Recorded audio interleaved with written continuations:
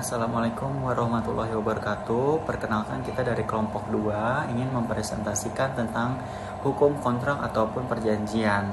Sebelumnya saya dan teman-teman berterima kasih untuk diberi kesempatan ini, dan terima kasihnya itu kepada Ibu dosen Nurdini Tilova sebagai dosen pengantar hukum bisnis. Nah, sebelum memasuki materi presentasinya, saya mau memperkenalkan teman-teman saya terlebih dahulu. Dengan saya Angga Andrianto, dan rekan saya ada Anggun Alfiani Rahman, dan Anim Paris Bersuk, dan Ari Saputra.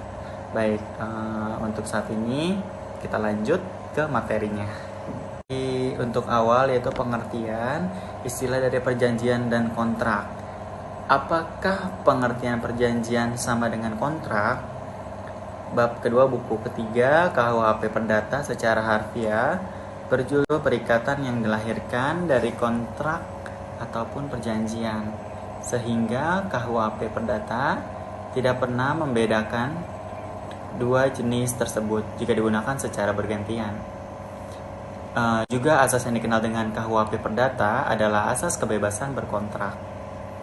Nah, ada Stalim HS. Kontrak merupakan hubungan hukum antara dua pihak atau lebih berdasarkan kata sepakat untuk menimbulkan akibat hukum yang dibuat oleh para pihak dalam bentuk tertulis. Mari kita lanjut untuk definisi perikatan. Perikatan menurut Subekti. Perikatan adalah suatu perhubungan hukum antara dua orang atau dua pihak berdasarkan mana pihak yang satu berhak menuntut sesuatu hal dari pihak yang lain, dan pihak yang lain berkewajiban untuk memenuhi tuntutan itu. Perikatan ada yang lahir dari perjanjian dan ada yang lahir dari undang-undang perjanjian. Adalah suatu peristiwa di mana seorang berjanji kepada orang lain atau di mana dua orang itu saling berjanji untuk melaksanakan suatu hal. Assalamualaikum warahmatullahi wabarakatuh. Perkenalkan, nama saya Anggun Alfiani Rahman. Saya di sini ingin melanjutkan presentasi dari rekan saya Angga Andrianto, yaitu tentang hukum kontrak atau perjanjian. Langsung saja kita ke materi. Asas perjanjian. Di dalam asas perjanjian terdapat 5, yaitu asas kebebasan berkontrak, asas konsensualisme, asas pacta sunt servanda, asas etikat baik, serta asas kepribadian atau personality. Selanjutnya, prestasi dan non-prestasi. Prestasi atau yang disebut juga di dalam bahasa Inggris yaitu performance, dalam hukum kontrak dimaksudkan sebagai suatu pelaksanaan hal-hal yang tertulis dalam suatu kontrak oleh pihak yang telah mengikatkan diri. Prestasi adalah seperti yang disebutkan dalam pasal 1334 KUHP, yaitu berupa yang pertama, memberikan sesuatu, yang kedua, berbuat sesuatu, yang ketiga, tidak berbuat sesuatu prestasi ataupun yang disebut juga dengan istilah breach of contract. Yang dimaksudkan adalah tidak dilaksanakannya prestasi ataupun kewajiban sebagaimana mestinya yang dibebankan oleh kontrak. Selanjutnya, timbulnya wan prestasi. Wan prestasi timbul dari persetujuan atau agreement. Artinya, untuk mendalilkan sesuatu subjek, hukum telah wan prestasi harus ada lebih dahulu perjanjian antara kedua belah pihak sebagaimana ditentukan di dalam pasal 1320 KUHP, yang mana supaya terjadi persetujuan yang sah, perlu dipenuhi 4 syarat. Yang pertama, kesepakatan mereka yang mengikatkan dirinya. Yang kedua, kecakapan untuk membuat suatu perikatan. Yang ketiga, suatu pokok persoalan tertentu. Yang keempat, suatu sebab yang tidak terlarang. Demikian presentasi yang bisa saya sampaikan. Selanjutnya akan disampaikan oleh rekan saya Anim. Terima kasih. Assalamualaikum warahmatullahi wabarakatuh. Sebelumnya perkenalkan, saya Anim Paris Bersuk. Di sini saya akan melanjutkan presentasi yang tadi sudah disampaikan oleh saudari Anggun. Untuk yang materi selanjutnya yang saya akan sampaikan yaitu wan prestasi karena terjadi karena debitur.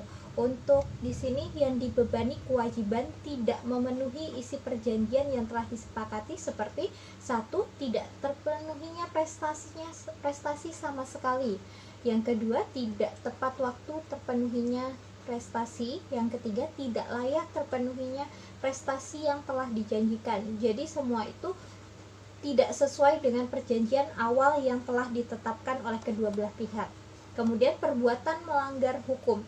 Perbuatan melawan hukum lahir karena undang-undang sendiri yang menentukan. Hal ini sudah tercantum dalam undang-undang atau KUHP Perdata, yang berbunyi perikatan yang lahir karena undang-undang timbul dari undang-undang sebagai undang-undang atau dari undang-undang sebagai akibat perbuatan orang. Artinya, perbuatan melawan hukum semata-mata berasal dari undang-undang, bukan karena perjanjian berdasarkan persetujuan, dan perbuatan melawan hukum merupakan akibat perbuatan manusia yang ditentukan sendiri oleh undang-undang. Jadi memang semuanya sudah diatur oleh undang-undang, maka semua itu berpacunya oleh undang-undang.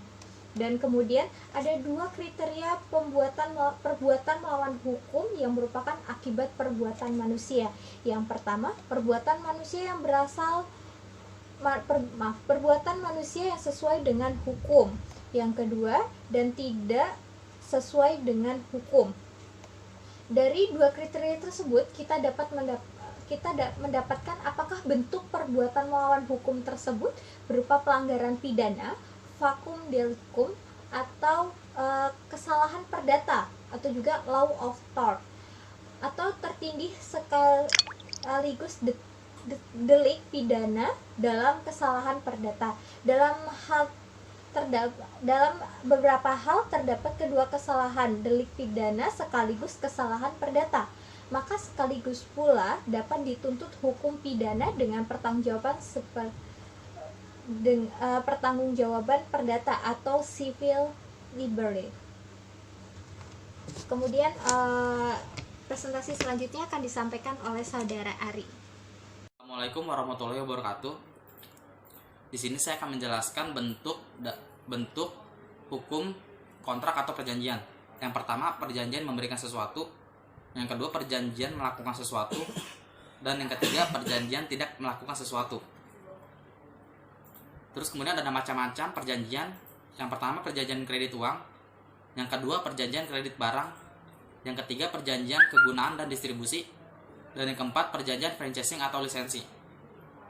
Sahnya perjanjian sudah diatur dalam KUHP Perdata pasal 1320. Yang pertama, ada kesepakatan dari mereka yang mengikatkan dirinya. Yang kedua, kecakapan untuk membuat suatu perjanjian. Yang ketiga, mengenai suatu hal tertentu. Dan yang keempat, suatu sebab yang halal atau legal.